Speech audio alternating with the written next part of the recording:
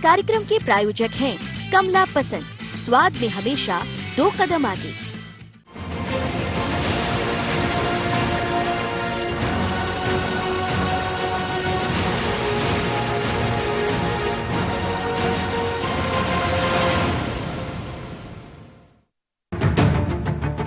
दो 2018 में सत्ता से बेदखल हुई भाजपा क्या ये समझ गई है कि सत्ता की मदहोशी जनता जरा भी बर्दाश्त नहीं करती है। दरअसल 2 दिन तक चले विधायकों के प्रशिक्षण में बार बार विधायकों को सभी ने अपने उद्बोधन में इसी तरफ ध्यान दिलाया कि व्यवहार विधायक का हो या फिर साथ में काम करने वाले स्टाफ का, इतना अच्छा हो कि आमजन उसे ठीक से एहसास करे।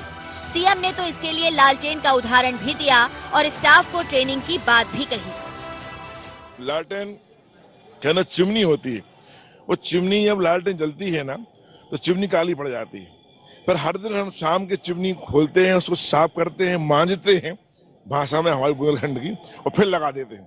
ऐसे कार्यकर्ताओं को मांझना चाहिए, चमकाना चाहिए, ताकि वो अच्छा प्रकाश पार्टी को देता रहे। जो हमारे विधायक जनप्रतिनिधियों के सहयोगी होते हैं, हम इस पर दिल्ली के अंदर भी हम, जैसे मेरे सांसद के जो प्रतिनिधि हैं, मेरा जो काम देखने वाला वहां जो सहयोगी है, उनका प्रशिक्षण नियमित तौर पर होता है दिल्ली के अंदर। नियमित तौर पर सांसद के जो पीए हैं उनका नियमित तौर पर प्रशिक्षण होता है। मैं इसलिए तो कहता हूं गुड गवर्नेंस देने के लिए कि पीए भी हमारा काम कैसे कर रहा है। बीजेपी के प्रशिक्षण पर भले कांग्रेस ने सवाल उठाए हों, लेकिन व्यवहार सिखाने की बात का उसने स्वागत किया है। हिदायत दी गई है वो मैं समझता हूँ एक अच्छी शुरुआत है, क्योंकि मुख्यमंत्री जी हों या और वरिष्ठ नेता हों, सबको उनको शिकायतें मिल रही थी कि मंत्री जी के नाम पर जो है उनका स्टाफ कुछ भी उल्टा सीधा गुणा भाग लगा रहा है। पहले भी बहुत सारी हिदायतें दी गई हैं, उसके ऊपर अमल होता तो दिखाई नहीं दिया। इसलिए कहना अलग बात है और अमल होना अलग बात है। अमल होगा, स्वागत भी होगा। वर्तमान का मतदाता बहुत जागरूक है और अपने जनप्रतिनिधि से अच्छे व्यवहार की उम्मीद रखता है, लेकिन दुर्व्यवहार में सबक सिखाना भी जानता है। अब दोनों दल इसमें सुधार या प्रशिक्षण की बात कर रहे हैं तो यही कहा जाएगा, देर आए दुरुस्त आए। Bureau report, IND 24।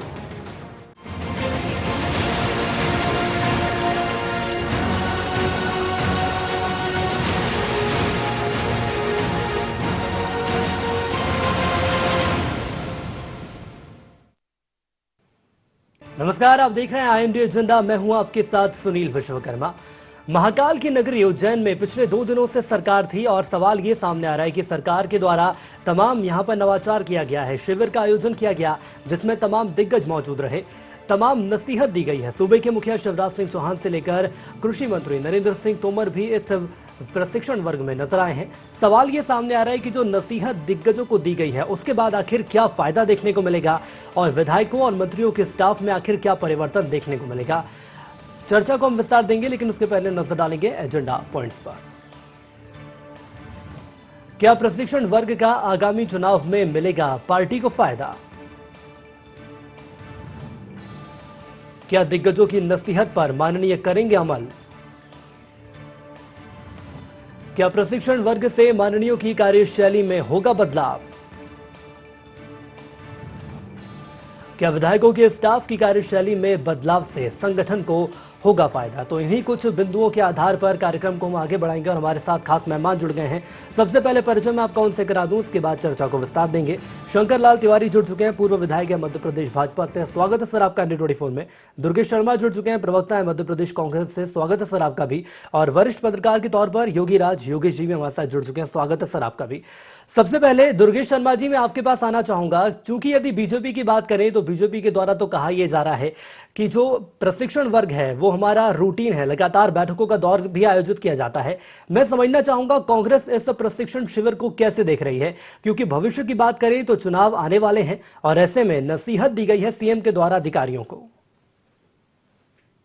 प्रशिक्षण किस चीज का और किसने लिया ये समझना है, क्योंकि आज जिस तरीके का प्रशिक्षण हुआ है भारतीय जनता पार्टी में, यह जो सतत चल रहा है, उसके बावजूद जो सामने रिजल्ट आ रहा है वो बता रहा है कि कुछ भी करें, प्रशिक्षण इनका जो उनको दिया जा रहा है वही सामने नजर आ रहा है और नकारात्मकता के साथ।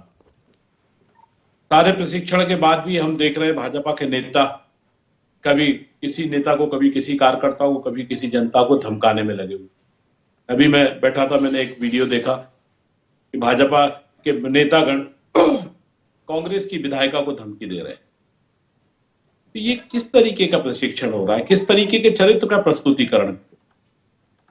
उज्जैन की बात कर रहे हैं और आगर मालवा में धमकियां दी जा रही हैं। क्या ये प्रशिक्षित करते हैं आप लोग कि जनता के लोगों को या जनता में जनप्रतिनिधियों को धमकाया जाए? ये सब चीजें देश के लिए अच्छी नहीं है जी, देश की लोकतांत्रिक व्यवस्था के लिए अच्छी नहीं है। और फिर आज जो भाजपा का प्रशिक्षण है, उस प्रशिक्षण में उनको प्रशिक्षण दिया गया है जो सकारात्मकता ऊर्जा के साथ में कभी कांग्रेस के साथ काम करते थे। निश्चित उनको उनके मन में, जहन में गद्दारी पैदा करी और उनको गद्दार बनाया। आज उनको प्रशिक्षित करके शायद ये पूरी तरह से नकारात्मक ऊर्जा उनमें भरना चाहते हैं, क्योंकि इनके खुद के तो विधायक इनके साथ आए नहीं, ना विंदगता ना महाकौशल के, ज्यादातर विधायक इनके साथ में नहीं खड़े हुए। इसका मतलब आंतरिक बगावत इनके यहाँ है, वो भी आने वाले समय में हमको और आपको सबको दिखाई देगी। तो भारतीय जनता पार्टी अपने सत्य को सबके सामने छुपाने के लिए इस तरह के प्रशिक्षण ये सब करती है, पर जनता अब समझ चुकी है कि चाहे कुछ भी हो, ये देश हित में नहीं व्यक्तिगत हित में काम करते हैं, अपने लिए काम करते हैं। तो इनका प्रशिक्षण सबको अब समझ में आने लगा है। चलिए ठीक है सर। तिवारी जी, मैं आपके पास आना चाहूंगा और आपसे समझना चाहूंगा, बात यदि हम भाजपा की कर लें तो कहा यह जाता है कि एक रूटीन बैठक होती है लगातार, लेकिन इस बार का प्रशिक्षण खास और अलग क्यों है? एक सवाल यह भी सामने आ रहा है कि तमाम कांग्रेसी ज्योतिरादित्य सिंधिया के साथ, जो कि अब बीजेपी में चले गए हैं और बीजेपी की ही टिकट से जीतकर मंत्री भी बने हैं, विधायक भी बने हैं, अब सवाल यह सामने आ रहा है कि ऐसे लोगों को प्रशिक्षण देने के लिए स्वर्ग का आयोजन किया गया था, या फिर यह कहा जा सकता है कि आगामी चुनावों को देखते हुए इसका आयोजन किया गया। लेकिन सबसे बड़ा सवाल यह है कि सीएम की नसीहत के बाद क्या बदलाव हमें देखने को मिल सकते हैं? देखिए, मैं आपको एक बात, आप स्वयं जानते हैं कि हमारे यहाँ प्रशिक्षण वर्ग न चुनाव के लिए हो रहा है, न संतोष असंतोष के लिए हो रहा है। कांग्रेस वालों को कोई काम नहीं है, उन्हें कुछ तो भी बोलना है, वो बोले, ठीक है, अच्छी बात है, हमारा प्रचार ही कर रहे हैं, हमारा भोंपू बने हुए हैं। नहीं, प्रशिक्षण वर्ग तो पार्टी की रूटीन प्रक्रिया थी, निरंतर प्रक्रिया है। जब से विधायक दल बना है, जब से पार्टी बनी है, हर स्तर के कार्यकर्ताओं का प्रशिक्षण वर्ग, हमारी कैडर वाली पार्टी है, हम कैडर तैयार करते हैं निरंतर। अभी आपने देखा होगा कि 1.5-2 महीने पहले पूरे मध्य प्रदेश में सुदूर ग्रामीण अंचल के मंडलों में, आदिवासी जिलों में, जहां जाना आना मैंने 6 घंटे 10 घंटे लगते हैं, वहां भी प्रशिक्षण कार्यकर्ताओं ने आकर के लिया। मेरे सतना जिला में परसमनिया मंडल है, शुद्ध आदिवासी मंडल है, पहाड़ के ऊपर है, दूर दूर कस्बे हैं, गांव बसे हुए हैं, टोला बसे हुए हैं जी, और वहां का भी प्रशिक्षण वर्ग कार्यकर्ताओं ने लिया। और इसलिए प्रशिक्षण वर्ग के मामले में इनके कांग्रेस के मित्रों में कभी समझ में नहीं आएगा। अभी ये प्रशिक्षण वर्ग की बात हो रही थी और ये किसी विधायक और किसी के नेता की आपस में कोई नोकझोंक, कोई बात हुई है, उसको लेकर रोना रोते रहे। इनको यह बात प्रशिक्षण वर्ग की समझ में नहीं आना। अभी एक बात मैंने जरूर सुनी थी 2-4 दिन पहले इसी प्रशिक्षण वर्ग की चर्चा के दौरान, कि कांग्रेस भी अपने विधायकों के प्रशिक्षण वर्ग कर रही जी। एक तरफ तो कांग्रेस के मित्र प्रशिक्षण वर्ग में बिना मतलब बेगानी शादी में अब्दुल्ला दीवाना मीन मेक निकाल रहे हैं, कुछ तो भी भाषण कर रहे हैं, और दूसरी तरफ ये भी कहीं ना कहीं से कांग्रेस के मित्र कह रहे हैं कि मेडकी को भी जुकाम होगा, जो कभी संगठन जानते नहीं, संगठन नाम की चीज है नहीं। और मैं आपसे भी कहना चाहता हूं, आग्रह पूर्वक, विनती पूर्वक, हाथ जोड़ के, कि मीडिया या ये कांग्रेस के नेता कुछ भी कहें, पर मीडिया कब तक ज्योतिरादित्य सिंधिया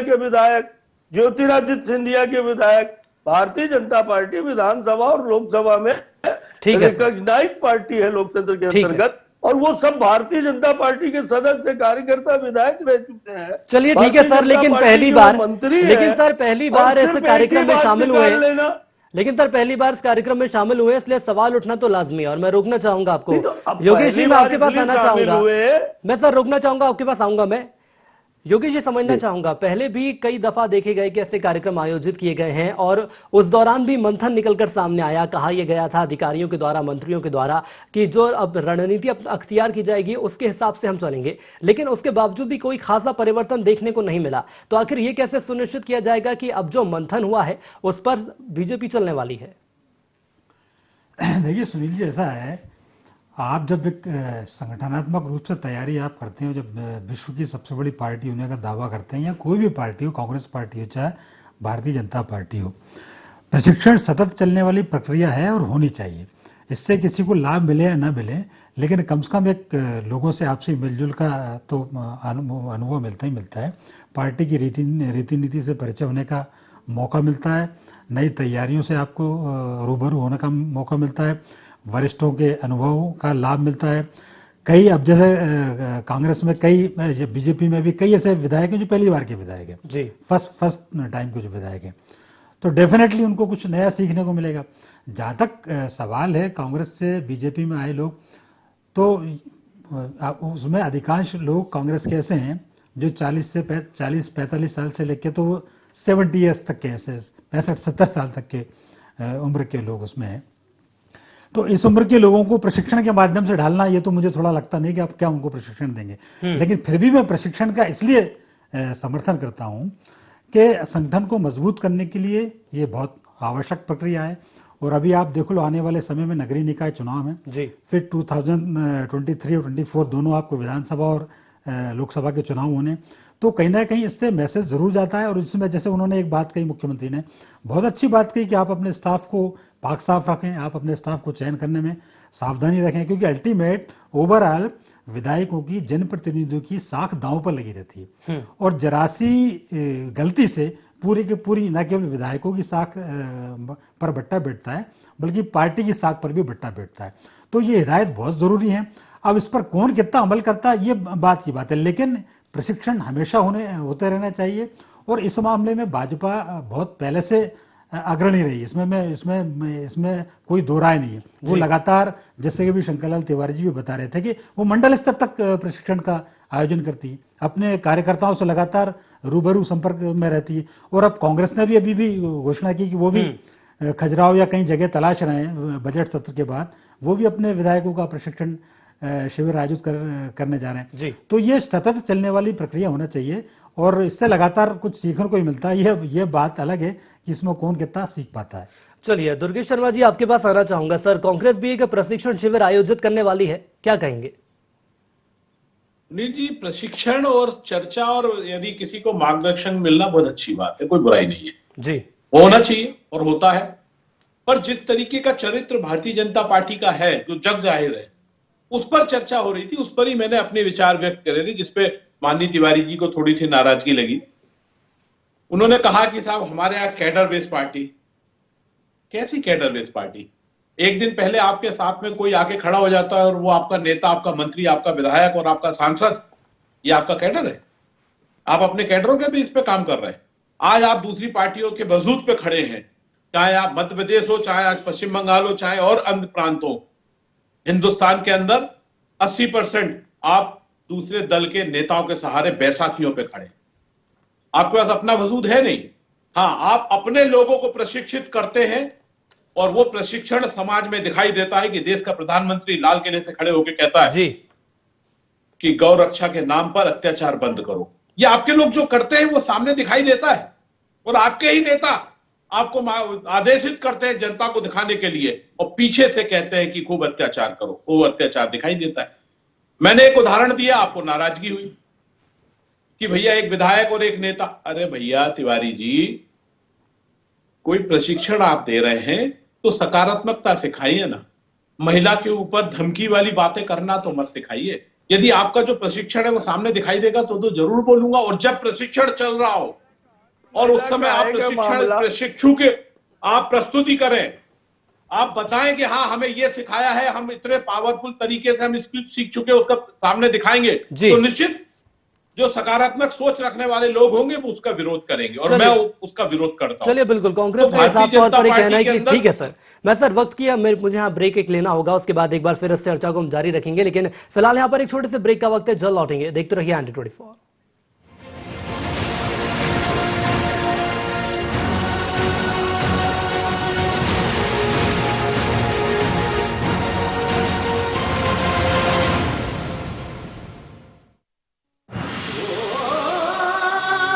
कोई खास है, कोई बात है। कमला पसंद, जीते दुनिया हर बाजी जीते, हर अदा में शाही अंदाज है। कमला पसंद पान मसाला, शाही स्वाद, शाही अंदाज, स्वाद में हमेशा 2 कदम आगे।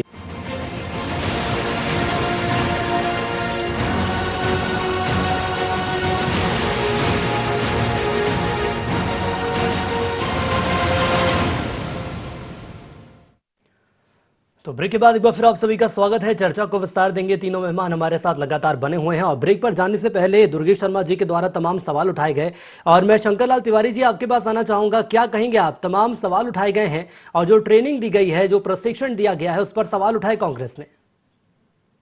देखिए, कांग्रेस के सवालों का कोई वजूद नहीं, कोई औचित्य नहीं।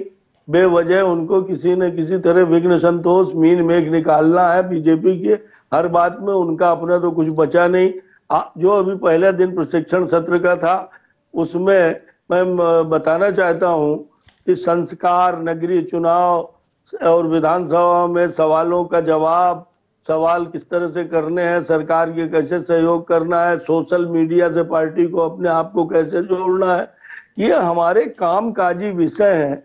और देश के संबंध में परिस्थितियां, जो आज देश की राजनीतिक परिस्थितियां हैं, हमारे यहाँ प्रशिक्षण वर्ग में विचार और आचार दोनों सम्मिलित हैं। और इसलिए हमारे यहाँ कार्यकर्ता, चाहे मंडल स्तर का प्रशिक्षण हो, चाहे जहाँ का हो, कोरोना के कारण रात्रि विश्राम एक साथ नहीं हुआ। पर जब सारे विधायक, आप कल्पना करिए इस प्रशिक्षण वर्ग की, सिर्फ आलोचना करने के बजाय, कि इस प्रशिक्षण वर्ग में सारे विधायक एक साथ 2 दिन तक रहेंगे, साथ में उठेंगे बैठेंगे, कब बैठक में सत्र में जाना है घड़ी देख करके भागते हुए शामिल होते हैं और पूरे कार्यक्रम में रहते हैं। समय पे भोजन, समय पे स्नान, समय पे सत्र। और ये आचार विचार हमारा अपना पार्टी का अंदरूनी कार्यक्रम है। कांग्रेस हमको जबरन में सर्टिफिकेट, प्रमाण पत्र बांटती फिर रही हर मामले में। डूबती हुई कांग्रेस है पूरे देश के अंदर। अभी ये कह रहे थे कि वो अलग अलग प्रदेश में अलग अलग बैसाखियों में खड़े हैं। अटल बिहारी वाजपेयी ने 24 दलों की सरकार चला के देश के अंदर दिखाई। आज भी जो है तो हम एनडीए के रूप में दिल्ली में सरकार चला रहे हैं।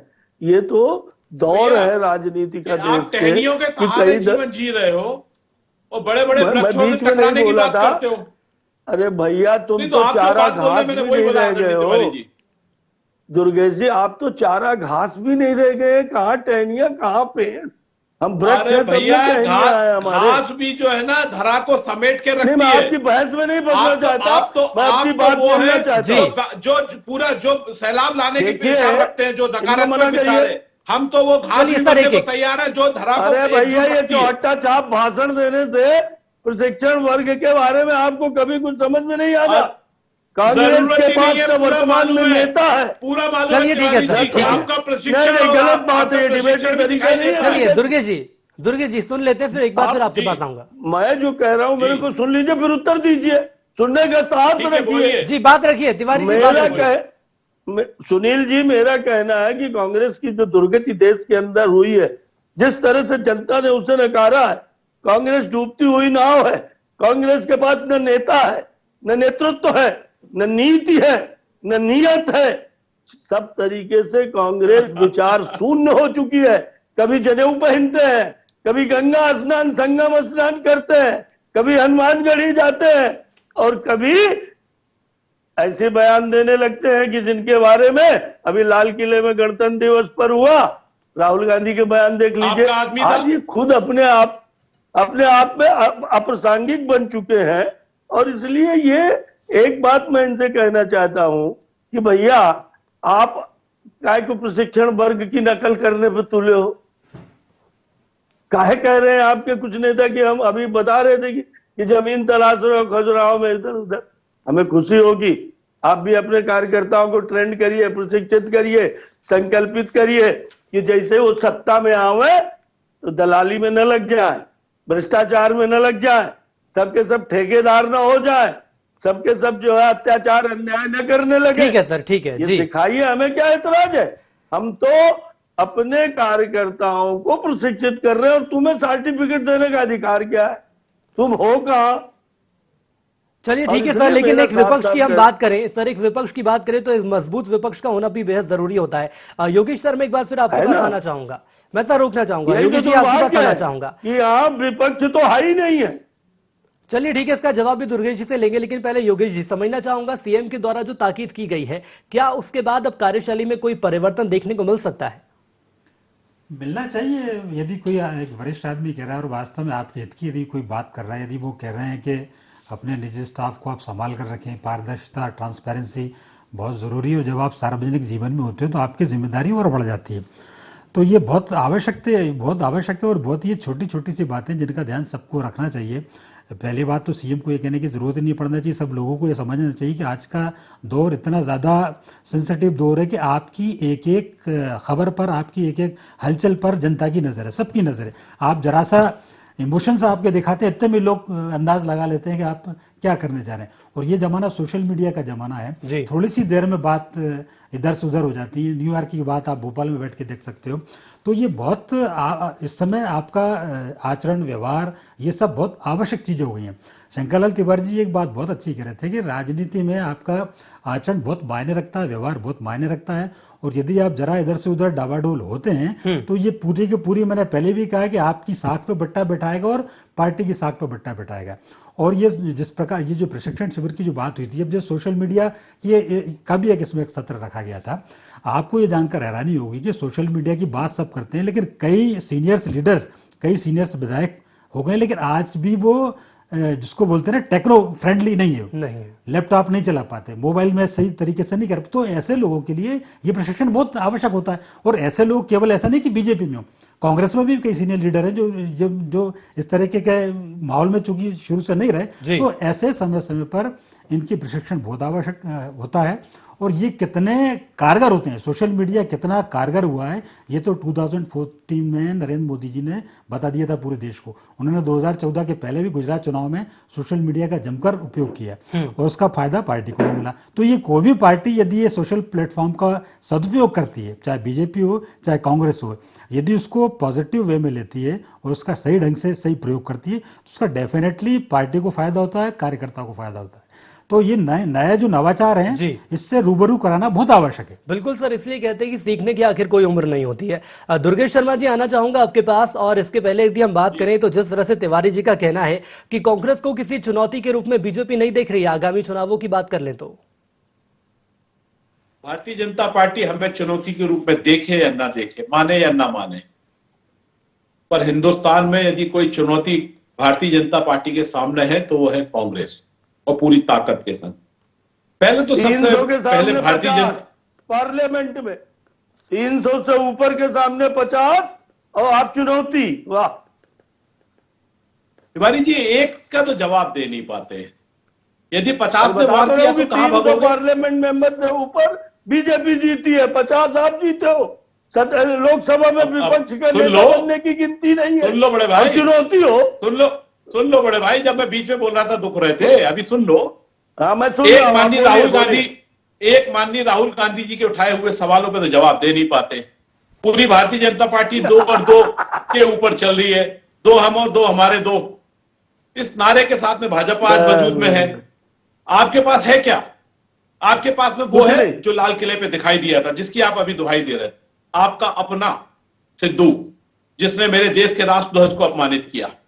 आपके अपने लोग जिन्होंने राष्ट्रध्वज को अपमानित किया। वही तो प्रशिक्षण वर्ग में सीख के आते हो, यही तो आपका प्रशिक्षण है। और यही प्रशिक्षण जो आईटी और इसमें बात कर रहे हैं, जिसमें नंद कुमार चौहान ने एक दिन आपके प्रशिक्षण वर्ग में बोला था कि वाह क्या अच्छा वीडियो बनाया था, राहुल गांधी जी के वीडियो को तोड़ मरोड़ के जिस तरीके से आपने प्रस्तुत किया था, उसकी जो आपको बधाइयां दे रहे थे, हाँ इस तरीके के काम करना चाहिए। यही सीखते हैं ना आप लोग, यही लाल किले पे दिखाया आपने, यही आज पूरे देश में देखने को मिल रहा है।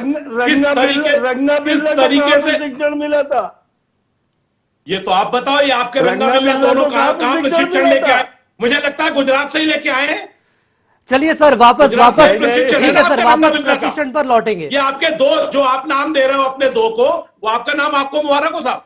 मैं तो कह रहा हूं कि हाँ, आपके दोनों जो है, उन्होंने देश को पूरी तरीके से उन 2 के हाथों में समर्पित करने का काम किया है।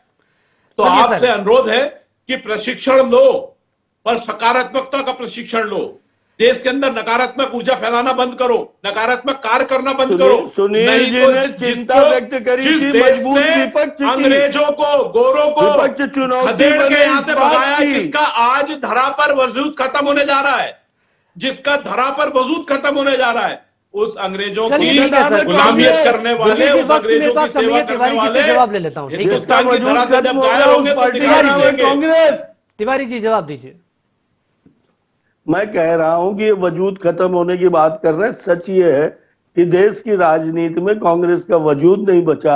अभी ये कह रहे थे कि हमें चुनौती मानो न मानो, जनसंघ, अब हमें चुनौती मानो न मानो, हम चुनौती है। मैंने पूछा, मैंने भैया 300 से ऊपर योगी पार्लियामेंट जी, आपको मेंबर वक्त दिया था सर बीजेपी पूरा। के साथ हैं और 50 मेंबर आपके पास है, उसके बावजूद भी मैं चुनौती हूँ। जो आप नाम दे रहे हो ना दोनों गुजरातियों को, वो आपको ठिकाने लगाई देंगे। अरे गुजरात हिंदुस्तान का अभिन्न अंग है, बकवास मत करो। ये गुजराती मराठी। चलिए, वजूद पर यहाँ पर बात आ गई है, लेकिन सबसे बड़ा सवाल ये सामने आ रहा है सर। नंगा बिल्ला कह रहे थे। चलिए ठीक है सर, भाषा की मर्यादा, सर भाषा की मर्यादा कोई नहीं लागेगा सर। चलिए ठीक है सर, वक्त मेरे पास कमी है, इसलिए आप तीनों हमारे मेहमान हमारे साथ इस खास कार्यक्रम में मौजूद रहे, इसके लिए आप तीनों का बहुत बहुत धन्यवाद। तो आपको बता दें कि जो प्रशिक्षण वर्ग, जो कि 2 दिवसीय प्रशिक्षण वर्ग रहा, और बात करें मुख्यमंत्री शिवराज सिंह चौहान की, तो कई नसीहत भी दी गई है, नवाचार भी किया गया है। साथ ही विधायकों को यह भी ताकीद की गई है कि अपने स्टाफ का बिहेवियर, उसकी कार्यशैली में बदलाव लाया जाए, ताकि आम जनता की समस्याएं जल्द से जल्द दूर होती हैं। और यदि लोगों की समस्याएं दूर होंगी तो निश्चित तौर पर गुड गवर्नेंस का मैसेज जनता के बीच जरूर जाएगा, जो कि सीएम शिवराज सिंह चौहान का एक मकसद है कि हमारे द्वारा गुड गवर्नेंस किया जा रहा है और वो तमाम चीजें जनता तक पहुंचेगा। IND एजेंडा में इतना ही, दीजिए इजाजत, नमस्कार।